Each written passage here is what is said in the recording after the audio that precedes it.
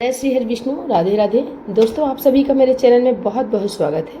आज हम आपके लिए 16 सोमवार व्रत की पौराणिक कथा लेकर आए हैं। तो दोस्तों, कथा पूरी सुनेगा और कथा अच्छी लगे प्लीज लाइक, चैनल को सब्सक्राइब जरूर कीजिएगा।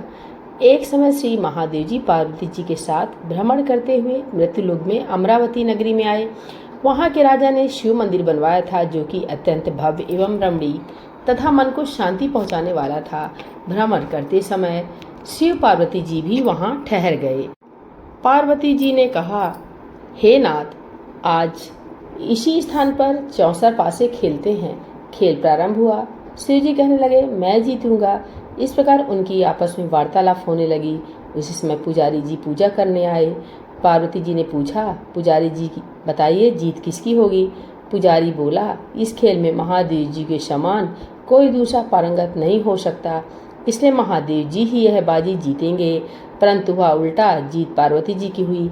अतः पार्वती जी ने पुजारी जी को कोढ़ी होने का श्राप दे दिया कि तुमने मिथ्या भाषण किया है। अब तो पुजारी कोढ़ी हो गए। शिव पार्वती जी दोनों वापस चले गए। कुछ समय पश्चात अप्सराएं पूजा करने आईं। अप्सराओं ने पुजारी जी से उसके कोढ़ी होने का कारण पूछा। पुजारी जी ने सब बातें बता दी। अप्सराएं कहने लगी, पुजारी जी, आप 16 सोमवार का व्रत करें तो शिव जी प्रसन्न होकर आपका संकट दूर करेंगे। पुजारी जी ने अप्सराओं से व्रत की विधि पूछी। अप्सराओं ने व्रत करने और व्रत को उद्यापन करने की संपूर्ण विधि बता दी। पुजारी जी ने विधिपूर्वक श्रद्धा भाव से व्रत प्रारंभ किया और अंत में व्रत का उद्यापन भी किया। व्रत के प्रभाव से पुजारी जी रोग मुक्त हो गए। कुछ दिनों बाद शंकर जी पार्वती जी पुनः उस मंदिर में आए तो पुजारी जी को रोग मुक्त देखकर पार्वती जी ने पूछा, मेरे दिए हुए श्राप से मुक्ति पाने का तुमने कौन सा उपाय किया? पुजारी जी ने कहा, हे माता, अप्सराओं द्वारा बताए हुए 16 सोमवार के व्रत करने से मेरा यह कष्ट दूर हुआ है। पार्वती जी ने भी 16 सोमवार का व्रत किया, जिनसे उनसे रूठे हुए कार्तिकेय जी भी अपनी माता से प्रसन्न होकर आज्ञाकारी हुए। कार्तिकेय जी ने पूछा, हे माता, क्या कारण है कि मेरा मन सदा आपके चरणों में लगा रहता है? पार्वती जी ने कार्तिकेय को 16 सोमवार के व्रत का महात्म्य तथा विधि बताई। तब कार्तिकेय जी ने भी इस व्रत को किया तो उनका बिछड़ा हुआ मित्र मिल गया।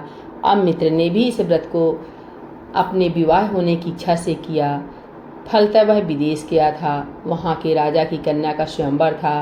राजा ने प्रण किया था कि हाथिनी जिस व्यक्ति के गले में वरमाला डाल देगी, उसी के साथ राजकुमारी का विवाह करूँगा।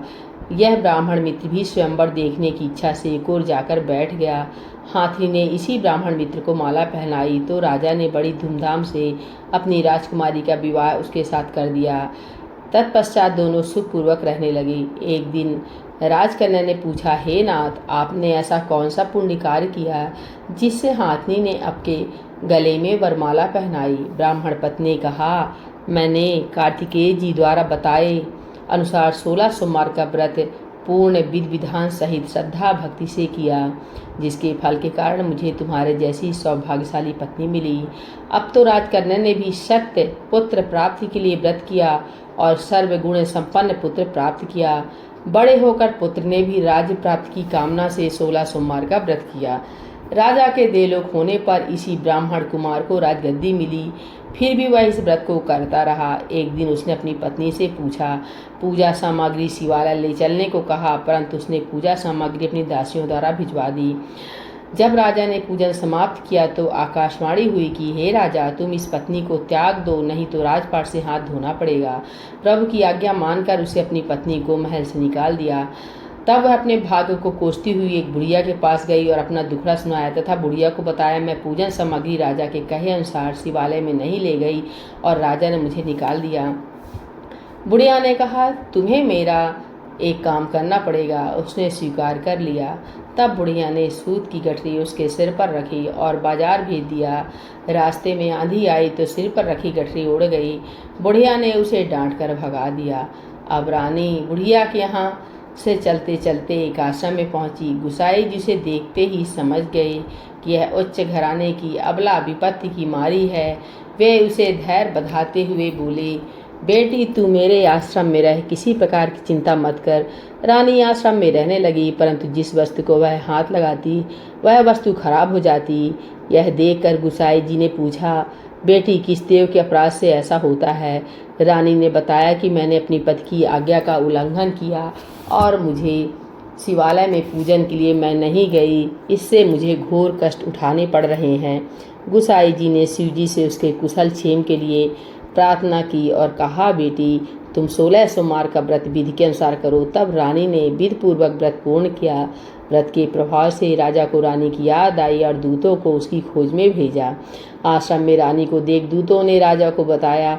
तब राजा ने वहां आकर गुसाई जी से कहा, महाराज यह मेरी पत्नी है, मैंने इसका परित्याग कर दिया था, कृपया इसे मेरे साथ जाने की आज्ञा दी।